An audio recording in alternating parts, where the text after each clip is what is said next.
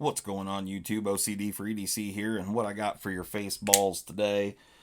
We're going to talk a little bit about this knife right here. This is the Monterey Bay Knives VLD, or Very Low Drag. This is a design from Mr. Peter Carey, and I really like the knife. I really like the look of it. I like the materials that it's made with. However, this knife has got some, we'll just call them, it's a bit unfinished, we'll say. Action on this knife is very, very good. It's all drop shutty, like the kids are saying these days. Detent on it is very, very snappy. But there are a few issues. So right off the bat, when I first unboxed this knife, I did a disassembly on it, and I noticed that the pivot is free spinning, so that's kind of a bummer.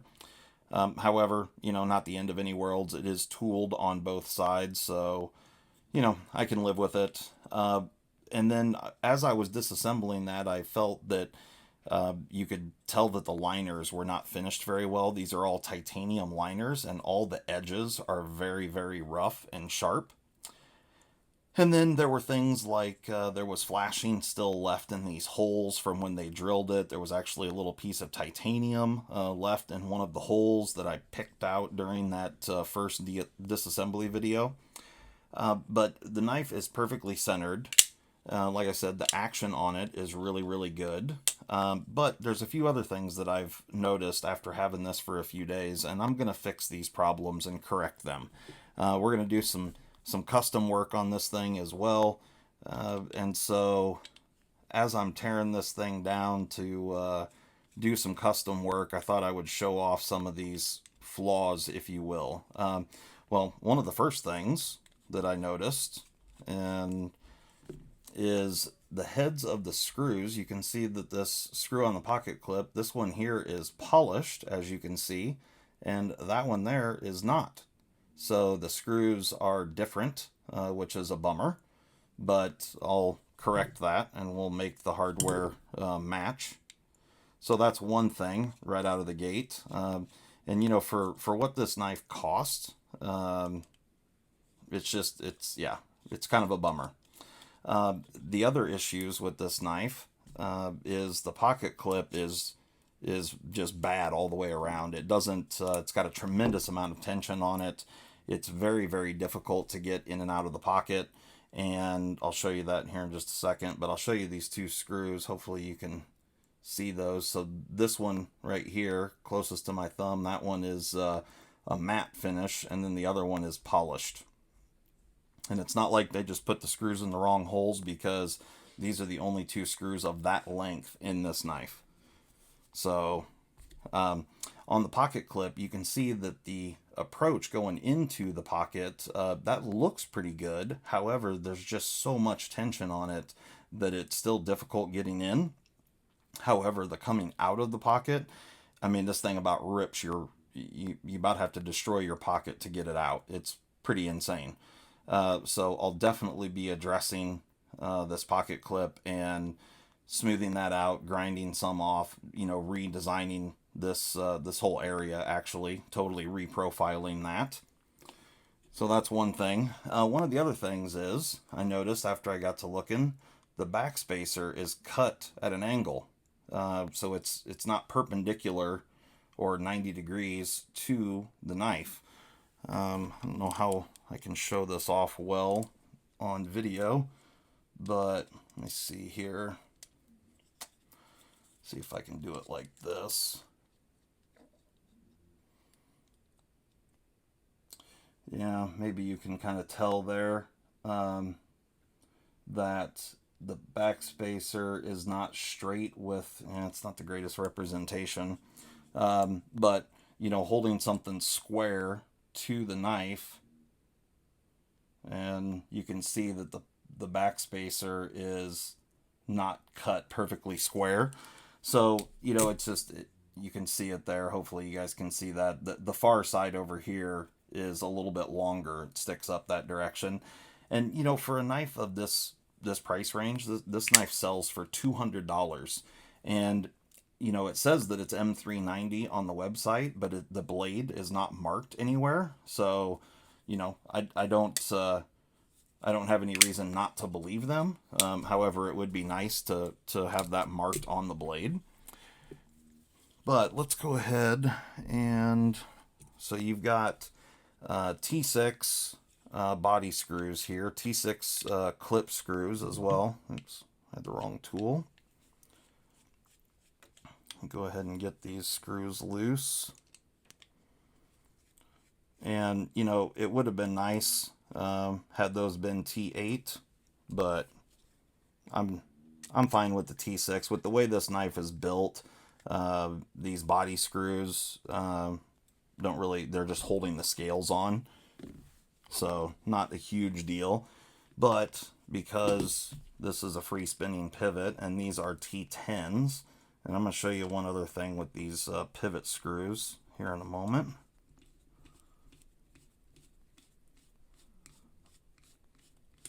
All right. Get this off here, and you can see here that, there we go. All right. So on the pivot screw, the T10 Torx, where it's milled out, they're very rounded in the way that they milled these Torx bits, or the female side of the Torx. And what that allows for is a lot of movement in your, hopefully I can show this. So hopefully you can see that there. I mean, even though the tool fits the driver there's just a lot of play because of the way that they milled those out. It's kind of strange. It hasn't been a problem, but if these were really, really tight and it being free spinning, that might be an issue somewhere down the future, down the road. But you can see here those T6 body screws that hold the whole knife together, and there are 2 of them.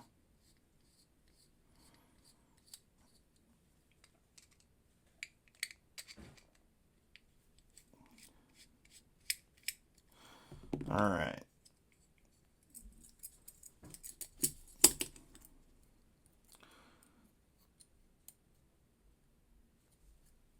So here's the construction on this knife.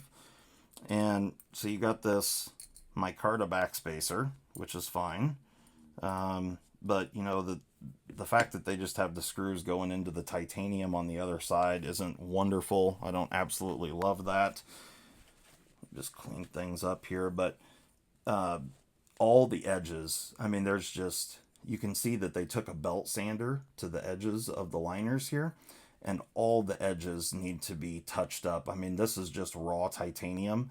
You can see where they sanded this down slightly on the lock bar area.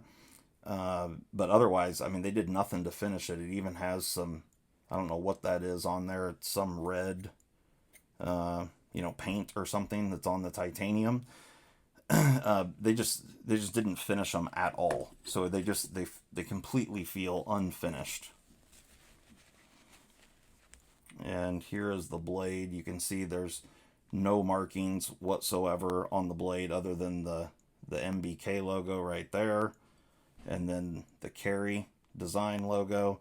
Nowhere else on this blade have I been able to find any sort of blade designation or blade steel marking. And so that's just kind of a bummer. And this thing also had vertical blade play. I should have showed that before I pulled it apart. And I think a lot of it has to do with just how unfinished the knife is. There's burrs on the end of the lock bar face there, albeit it was not much vertical blade play. There was definitely some there. And actually, can't believe I didn't show that. But let's see here. Let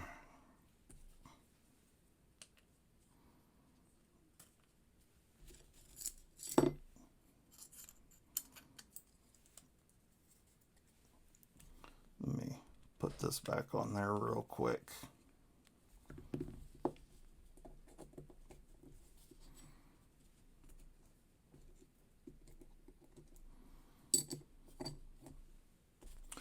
That was one of the biggest deals, was the vertical blade play. Is just such a bummer on a knife of this caliber and, you know, this price range.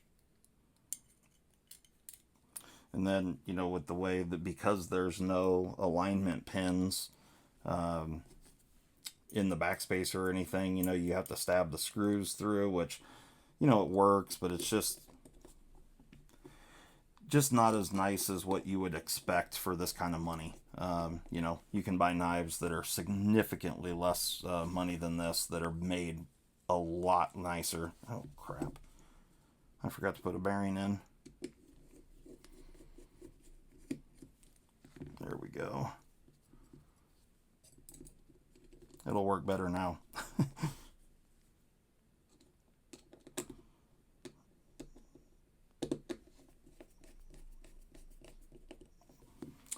Okay.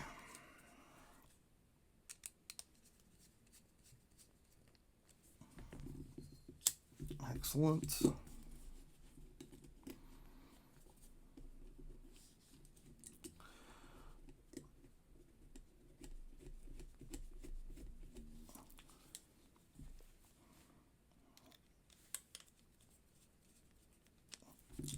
All right. We're about there. Sorry, guys. I totally screwed that one up.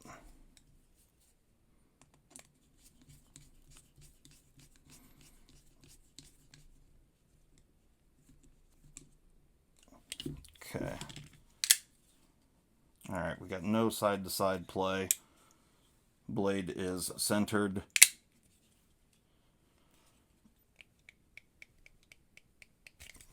If you guys can hear this, that is the vertical blade play.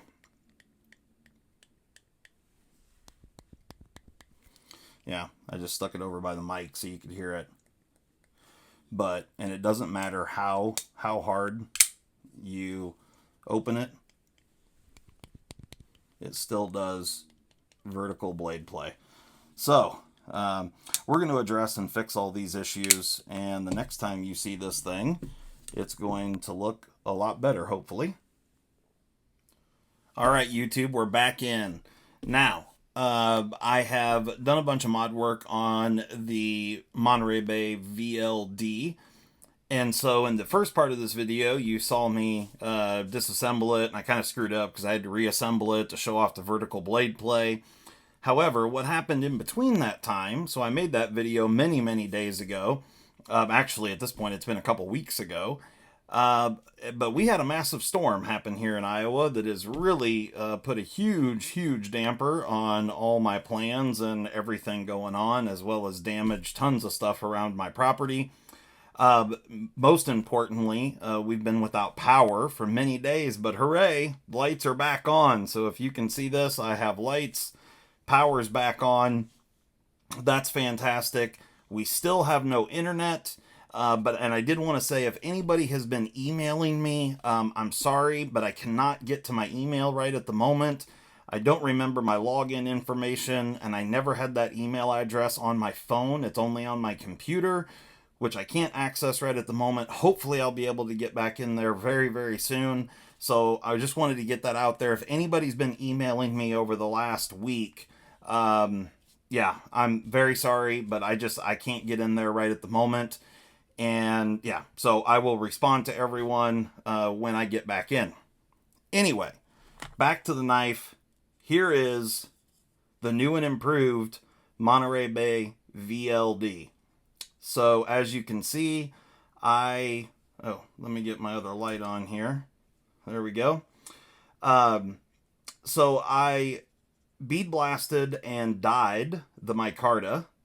And in this case here, this is an aquamarine color. I anodized the titanium liners and the titanium pocket clip, which I'm pretty happy with. It turned out looking really good. And I'm happy to say that the action now is really good on this knife. So the detent was really almost, it was too stiff. So I had to smooth that out just a bit. And I have fixed the vertical blade play issue. So we no longer have got blade play, which is fantastic. And overall, I think I just improved the overall look of the knife. As you can see, I also added a hole over here, so you can now reverse the pocket clip, which I'll show you right now, how this setup works. It does work well on the opposite side, which is pretty cool. It is curved slightly, but it does work okay. So that part's really, really cool. I'm just going to go ahead and switch this around. So you do end up with one screw hole being exposed, which, you know, not the end of the world. There's already multiple holes in this knife. So, you know, nothing, not too big of an ordeal. I don't think it looks bad or anything, having the one extra hole in the scale. And there you go. So now it's set up for left-hand carry. It actually works extremely well in this configuration. It's super comfortable in hand. So this thing's fairly easy to convert this to left-hand carry, which is awesome. And after fixing all the issues with this knife, I do really like the knife. I don't want this to be just a horrible, you know, review of this thing, but there's a few issues with this knife. And one of the things that really bummed me out, so while I was doing all the mod work on this knife, I actually listened to Everyday City, my boy Rai over there at Everyday City Carry. He does a podcast, and he recently had Sanford from Monterey Bay Knives on his Everyday City podcast. And, you know, I listened to Sanford talk about, you know, how every single one of these knives passed through his hands for quality control and all this and that. And I'm not trying to disparage the guy or anything like that, but I will say he needs to pay more attention because this knife had some pretty serious issues. Action, although the action was really good and snappy, the detent, in order to get rid of the vertical blade play, I had to increase the tension on the lock bar. And when I did that, the detent was so stiff that I thought I was going to break pop the detent ball out of the lock bar. And so then I had to kind of massage the area around the detent hole. I also gave this a detent track, so now it's just a much nicer knife.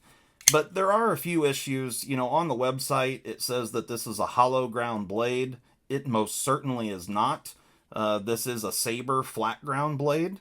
Whether or not it's M390, I'm not 100% sure. It doesn't say anywhere on the blade, so I guess I just have to take their word for it that it is.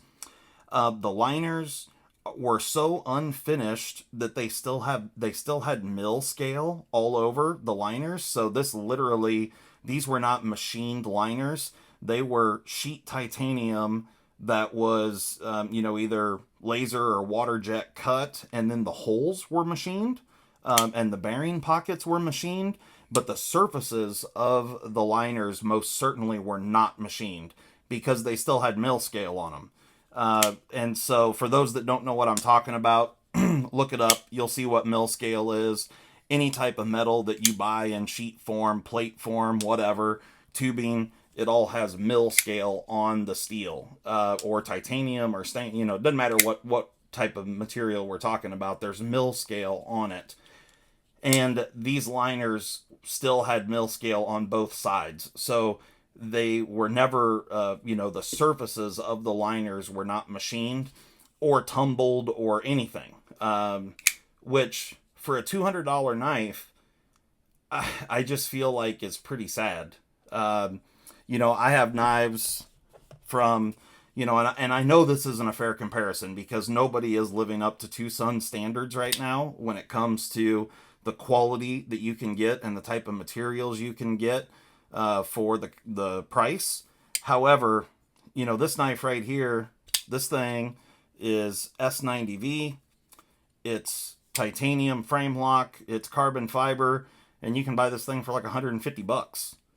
So, this is micarta with titanium liners, titanium pocket clip, and came to me with just about every single issue you could have in a knife, and it was $200. And it advertised being hollow ground. It most certainly is not a hollow ground blade. So I just, this was my first experience with Monterey Bay knives. I mean, like I said, I've handled some before, but I was a little disappointed, to say the least. But now, after a whole bunch of work and a lot of hand work, I think it's turned out fairly beautiful. I like the color. You guys let me know in the comments what you guys think of the color. And then I also had to do a tremendous amount of work on the pocket clip to get the angles right for it to go in and out of the pocket well. It currently does go in and out of the pocket extremely well, right or left carry. It works well both ways. And the clip is designed well. It's comfortable in hand. But it took some extensive work to get it to where it functioned well in and out of the pocket. But as you can see, at least in my opinion, this knife is quite beautiful. And, you may or may not like the color, but, the color can easily be changed. I kind of debated on whether I was going to go red or blue on this one. I decided with the blue, and I like it. I think it turned out well. So, let's do a couple size comparisons. Here it is with a Benchmade bug out. So you can see there, we're not talking about a huge knife. Here it is with a Spyderco Manix 2. What else do I have out here? Well, I also have the Tucson TS 191. And I also have another knife that I'll be doing reviews on and stuff. This is the BRS or Blade Runner Systems Thresher XL. So, there you go. There's a little size comparison for you. Oh, I have one other one sitting right here from an unboxing I did the other day. This is the ZT0450. So, there you go. That's the size comparison. And we'll get a weight on this thing.